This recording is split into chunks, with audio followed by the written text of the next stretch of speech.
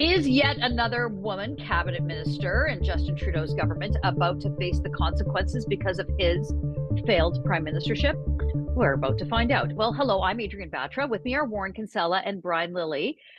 Brian, yet another woman on the potential chopping block for Justin Trudeau, apparently Finance Minister Chrystia Freeland, who, let's face it, that we have been very critical of. But it sounds like her job as the finance minister may be in jeopardy as Trudeau's inner circle is musing about putting Mark Carney in that position. Sources telling the Globe and Mail that there may be some changes coming to the top job in finance in Canada. I'm sorry, I couldn't hear you. There's a loud beeping noise going off. I think it's Katie Telford backing the bus up to run over Freeland the second time.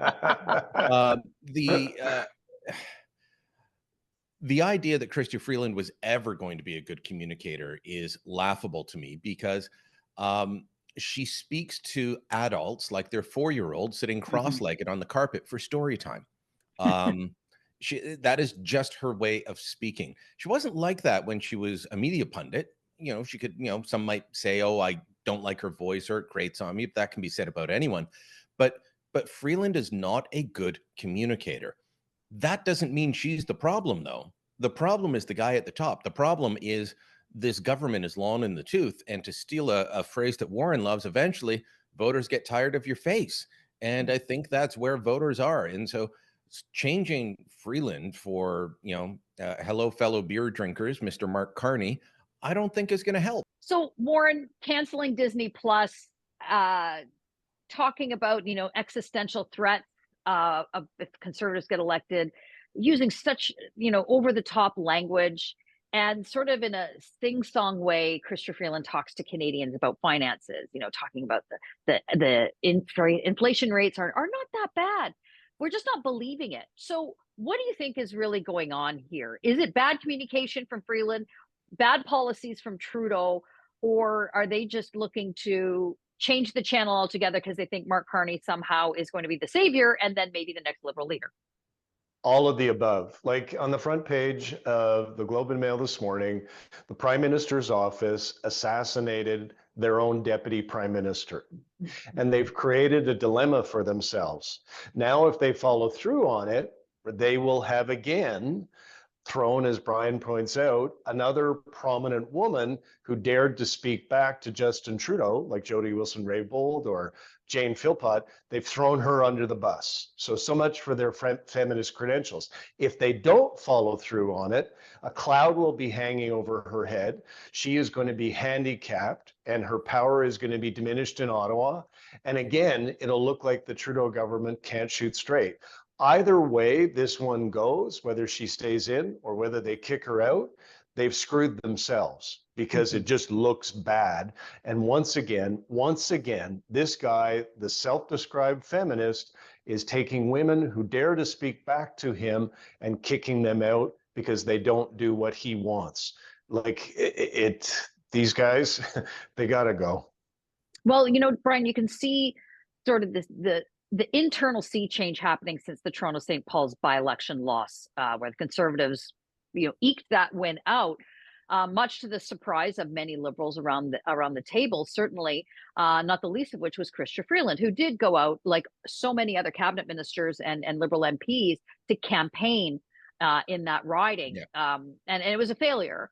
But that said, I don't think it's fair to throw this and thrust all of this upon her. Let's face it, Justin Trudeau is not the greatest communicator. I mean, how many times have we put montages of his gaffes and flops together? It's crazy. But we know that the power of the Prime Minister's office is so centralized now. Any policy, any decision, any budget is coming out of the PMO. So Freeland tries to communicate that, not well, communicates it in her ability, the best of her ability, I suppose. And now she's the one being held accountable. It's a really odd situation.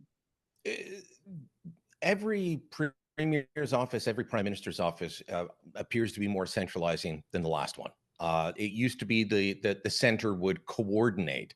Now they dictate.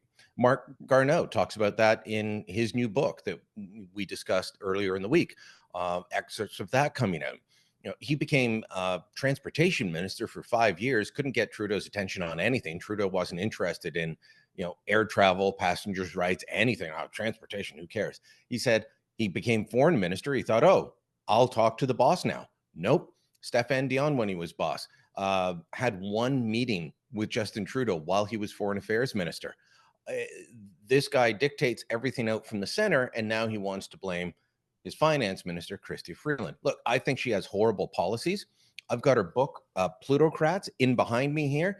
It's a fever swamp of bad ideas, including endorsing socialist economics and marginal tax rates of 70 to 90%. So she's full of bad ideas, but Trudeau endorsed them and hugged her closely. And now she's getting more node. Another guy who said, they will take you out back and shoot you, and they don't want to hear from their own people. They don't want to hear from cabinet ministers. They just want you to rubber stamp whatever they say. Well, speaking of Bill Morneau, Warren, some internet sleuths had pointed out that this article about Chrystia Freeland maybe losing her finance minister job comes almost 4 years to the day when Bill Morneau was removed as finance minister because of what had gone on with the We Charity scandal. Obviously, it was Morneau that was paid the political consequence for that one. But if we were to shuffle out Freeland from finance, couldn't this and put her back in what is being suggested, maybe foreign affairs, where she was prior? We know how poorly Melanie Joly has performed in the foreign affairs file, and Freeland maybe could be considered stronger. I mean, it's relative, but put a fine point on this. If you see Freeland leaving finance, if she goes to foreign affairs, doesn't that sort of manage two challenges with two challenging cabinet ministers? Well, but it's putting her back where she was. Finance was a promotion, because in Ottawa it is a promotion. It is the most powerful office behind the Prime Minister's office. Foreign affairs is not. We're not the United States. Our foreign policy does not have the impact that other countries does. But, look at the list: Andrew Leslie, Catherine McKenna, Bill Morneau, Garneau, and all of these people who served under Trudeau, unlike the ones who served under Harper or Chrétien or what have you, all go out and spill on the guy and say what a terrible prime minister he was. And so I fully expect that Freeland, if they do throw her under the bus, she'll do likewise. It'll be another book that Brian can put behind him on the bookshelf. I think we should start believing them. When his own cabinet ministers say he's a lousy prime minister, I tend to believe them. I think they're telling the truth. And Warren, I got to say, though, we wouldn't know any of this if Scott Bryson hadn't left cabinet.